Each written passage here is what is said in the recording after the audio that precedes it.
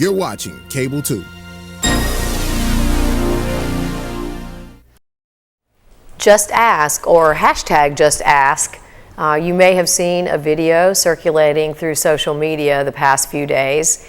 And while sometimes when you see something that doesn't look very positive, you can want to second guess or be hurt by it. I've tried to look at that and say, well, it's not factual, but what can I do about it? What can I do to improve or learn from something that is a edited piece of video that doesn't tell the whole story? So I want to share a few facts with you today. I want to run through a timeline with you today, and then I want to share a new opportunity, my learning from this with you.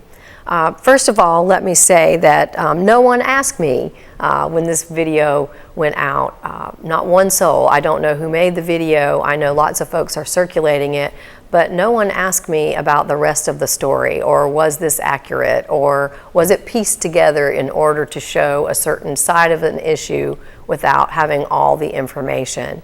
Teacher supplements are important to me, to your Board of Education, to your county commissioners, and I would bet to the constituents of this community.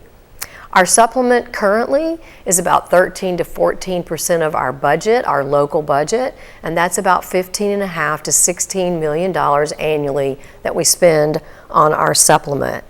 We would like to increase it, and we've been looking at that since February. The cost of a 1% increase in your teacher supplement is $2.5 million. 2%, $5 million, and you can do the math. Because this was a huge priority for your Board of Education, at the beginning of our budget season in February, a small group was created to begin studying where do we rank, what are some of the complications of our formula, what would a long-term plan look like, and what would it cost to sustain it. In the video that you see, that is a May 10th budget presentation to the county commissioners. It's our preliminary budget, and we do a lot of guessing at that point.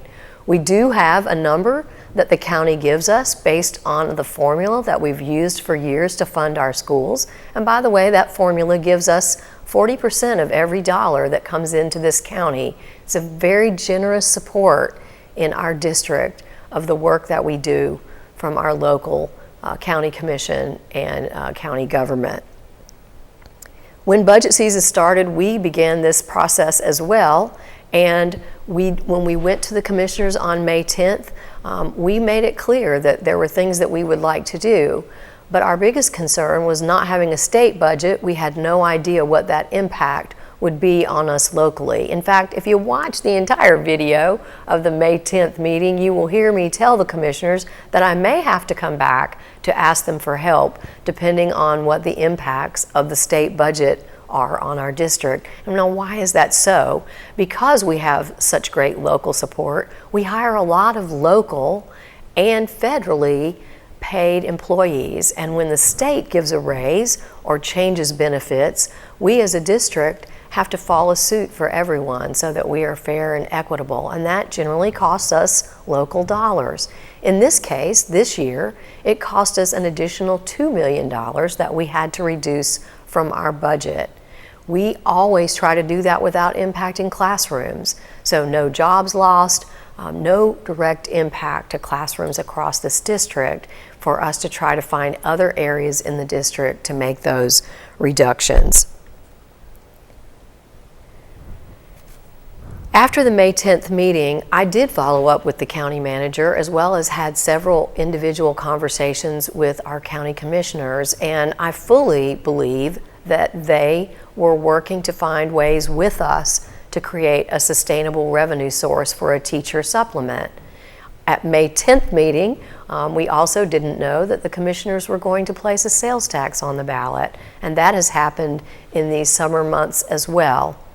The sales tax, while it has certain purposes, is also a possibility for us as a district as a sustainable revenue source. Our county manager has committed to me that it will be his recommendation that the commissioners follow our 40% formula with those revenues. That would give us more than $1 million annually and a source of revenue that will grow over time that would help us work towards this plan of an improved supplement. Based on the enthusiasm and the priorities of our board, I have no doubt that our board would support dedicating those sales tax revenues to a teacher supplement plan. It is an option for us as a sustainable revenue source. But because we don't have that final conclusion for how we would fund it, our board last week had discussion about a one-time teacher bonus. The $300 bonus that we will be recommending next week in our budget is just that. It's not a continuing. It will cost us about $2.25 million. It is net, which means the cost to the district takes off all of the deductibles for you. Our goal is for you to have a $300 check. For most of our teachers in the district, that represents more than a 2% supplement increase would be. Obviously, we need to find a way to sustain those things so they're not just one time. And we are continuing to work on that and are committed to it. Sometimes when we have complex issues or problems, we tend to want to make villains out of each other. That is just not the case here. There is no friction between your superintendent or your board. There's no friction between us and our county commission and our county manager. We are all trying to find ways to make this happen, but also be able to afford it.